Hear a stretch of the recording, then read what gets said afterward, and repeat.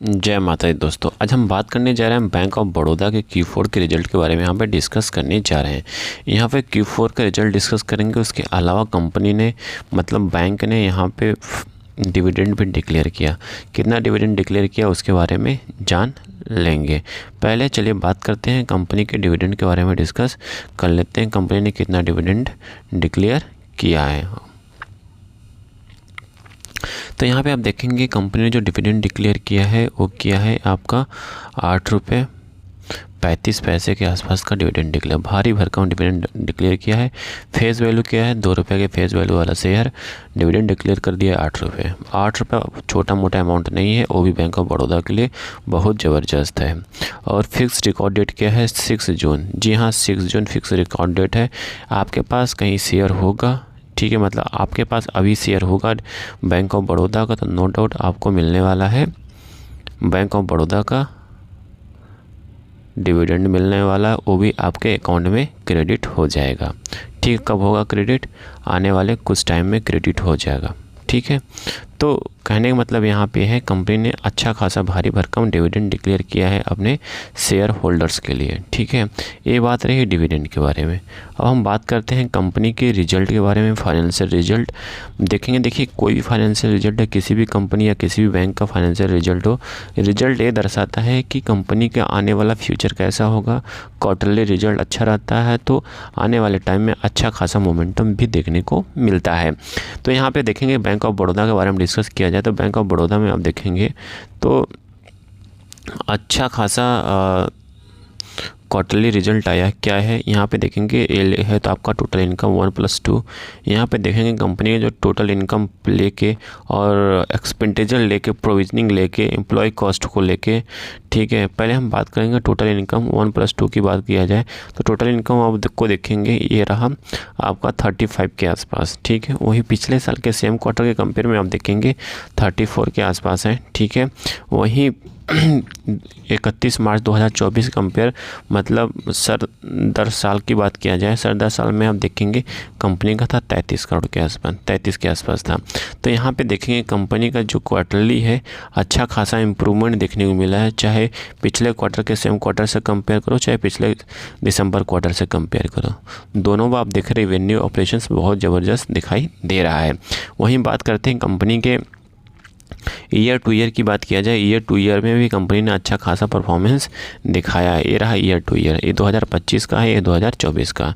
तो कंपनी ने year two year भी और क्वार्टरली दोनों अच्छा खासा रेवेन्यू और ऑपरेशंस परफॉर्मेंस दिखाया। देखिए, कंपनी का रेवेन्यू तो अच्छा है, ऑपरेशंस भी अच्छा है, बट डिपेंड करता है कंपनी के एक्सपेंसेस की बात करते हैं, एक्सपेंसेस एम्प्लॉय कॉस्ट की बात करते हैं। मतलब सब कुछ काटने के बाद कंपनी के बैंक के पास कितना पैसा बचा, बैंक ने कितना पैसा बचा लिया सब कुछ काटने के बाद।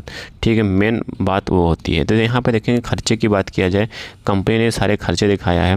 बिफोर टैक्स के बारे में बिफोर टैक्स दिखाया। हमें बिफोर टैक्स से मतलब नहीं है, हमें आफ्टर टैक्स मतलब आफ्टर टैक्स एक्सपेंडिचर, मतलब सब कुछ काटने कूटने के बाद कंपनी ने कितना पैसा बचाया वो चलिए हम जान लेते हैं। तो वो आप देखेंगे यहाँ से आप कैलकुलेट करेंगे तो ये रहा आपका कंपनी ने बचाया कितना पैसा, ये है। ठीक है, तो मतलब जो मेन रिजल्ट के मैंने कहने का मतलब है कंपनी का जो मेन अमाउंट गेन किया है, ठीक है, क्वार्टरली वाइज वो ये है। कितना है इस क्वार्टर में देखेंगे 50,000 के आसपास है, 50,04,733 के आसपास का इस बार का रिजल्ट है।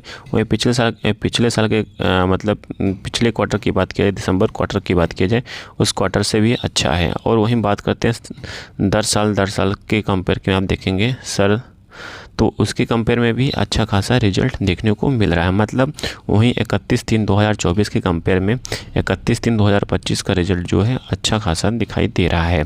वहीं ईयर टू ईयर देखेंगे, ईयर टू ईयर में भी अच्छा खासा मोमेंटम, अच्छा खासा तेज़ी देखने को मिल रहा है। मतलब यहाँ पे आप देखेंगे 10 से 15% के आसपास का जंप दिखाई दे रहा है। यहाँ पे 15 से 20 के आसपास का जंप यहाँ पे दिखाई दे रहा है। तो यहाँ पे देखेंगे कंपनी बैंक ने अच्छा खासा फाइनेंशियल रिजल्ट पेश किया है, क्वार्टरली वाइज चाहे ईयरली वाइज हो, दोनों में कंपनी ने अच्छा खासा परफॉर्मेंस शो किया है। इसलिए बैंक ने अच्छा खासा आपको भारी भरकम डिविडेंड दिया है। अभी हम बात करते हैं ग्रॉस एनपीए। देखिए, कहीं आप बैंकिंग स्टॉक्स का फंडामेंटल एनालिसिस कर रहे हैं और उसमें ग्रॉस एनपीए आप मतलब काउंट नहीं कर रहे हैं, तो मतलब आप कुछ नहीं कर रहे हैं, क्योंकि एनपीए बहुत मायने रखता है किसी बैंकिंग स्टॉक्स को एनालिसिस करने के लिए। एनपीए का मतलब होता है नॉन परफॉर्मिंग एसेट, मतलब बैंक उस एसेट पे 1 रुपया नहीं कमाया, उसे नॉन परफॉर्मिंग एसेट कहते हैं। ठीक है, तो यहाँ पे नेट एनपीए देखा जाए या ग्रॉस एनपीए देखा जाए, तो यहाँ पे ग्रॉस एनपीए परसेंटेज में देखा जाए और नेट एनपीए देखा जाए, तो यहाँ पे देखेंगे नेट एनपीए क्या है, डिक्रीज़ हुआ है। पिछले क्वार्टर कंपेयर में डिक्रीज़ हुआ है और पिछले साल के क्वार्टर में भी यहाँ पे डिक्रीज़ दिखाई दे रहा है। जितना कम एनपीए होगा उतना बैंकिंग स्टॉक्स के लिए और बैंक के लिए अच्छा होता है।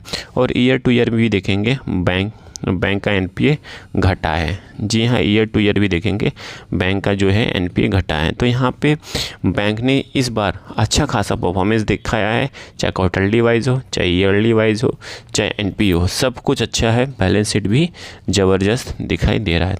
आई थिंक सारी इन्फॉर्मेशन हमको समझ में आ चुकी है। प्लीज़ लाइक और सब्सक्राइब करिए, दोस्तों के साथ जरूर शेयर करिए। Thank you for watching this video.